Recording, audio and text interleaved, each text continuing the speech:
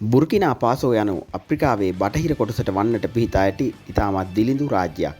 මේ වන විට ලෝකයේ බොහෝ දෙනා මෙම රට පිළිබඳව අවධානය යොමු කර තිබෙනවා. ඉතින් මේ නිසාම අද බුර්කිනා ෆාසෝ පිළිබඳව ඔබට තොරතුරු කිහිපයක් ගෙනීමට මම බලාපොරොත්තු වන්නේ. බුර්කිනා ෆාසෝ යනු අප්‍රිකාවේ බටහිර ප්‍රදේශයට වන්නට පිහිටා ඇති සම්පූර්ණ ගොඩබිමින් වට වූ වර්ග කිලෝමීටර 2,74,200ක විශාලත්වයෙන් යුතු රාජ්‍යයක්. මාලි, නයිජීර්, බෙනින්, ටෝගෝ හා ගානාව සහ අයිවරි කොස්ට් යන රාජ්‍යයන්ට මායිම්ම බුර්කිනා ෆාසෝ පිහිටා තිබෙනවා. බුර්කිනා ෆාසෝ රාජ්‍යයට නිදහස ලැබෙන්නේ වර්ෂ 1960 අගෝස්තු මාස 5 වෙනිදා ප්‍රංශය වෙතින්. එතෙක් කල ප්‍රංශයේ යටත් විධිතක්ව පැවති බුර්කිනා ෆාසෝ රාජ්‍යය එවකට හැඳින්වුවේ ඉහළ වෝල්ටා ජනරජය ලෙසටයි. මෙහි ජනගහනය 2,50,00,000කට ආසන්න වනවා. බුර්කිනා ෆාසෝහි නිල භාෂාව ප්‍රංශ භාෂාව වන අතර ප්‍රාදේශීය භාෂාවන් ලෙස මෝර්, මණ්ඩින්කා සහ බම්බාරා භාෂාවන් හඳුන්වන්නටත් පුළුවන්. ජනගහන කණ්ඩායම් බොහෝමයක් බුර්කිනා ෆාසෝහි වාසය කරනු ලබන අතර මොසි, ෆුලානි, ලොබි, බොම්බෝ, සෙෆුනෝ, බුරුන්ඩි හා ගුරුමා යන ජන කණ්ඩායම් ප්‍රධාන වශයෙන් හඳුන්වන්නට පුළුවන්. වර්ෂ 1982 සිට 1987 දක්වා කාලය තුල එවකට හමුදා පාලකයෙකු තෝමස් සංකාරා විසින් බුර්කිනා ෆාසෝ රට ඉහළ වෝල්ටා ජනරජය යන නම වෙනස් කරමින් බුර්කිනා ෆාසෝ ලෙස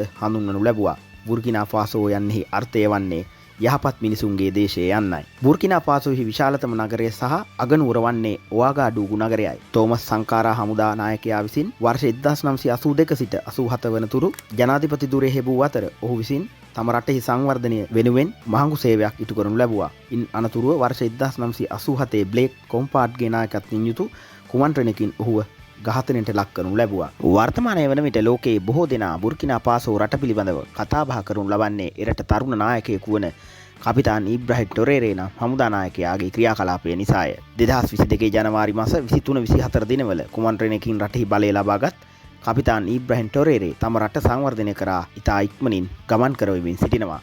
ලෝ ප්‍රබලතම නායකයෙකු වන රුසියානු ජනාධිපති විලාදිමිර් පුටින් මහතාගේ සමීප හිතවතුකු වන කපිතාන් ඉබ්‍රාහිම් ටොරේරේ තම රටේ කෘෂිකර්මාන්තය නංවාලීම සඳහා ඩොලර් බිලියන ගණනක් වූ කෘෂි උපකරණ පවා මේ වන විට රුසියාව තුලින් ගෙන්වාගෙන අවසන්.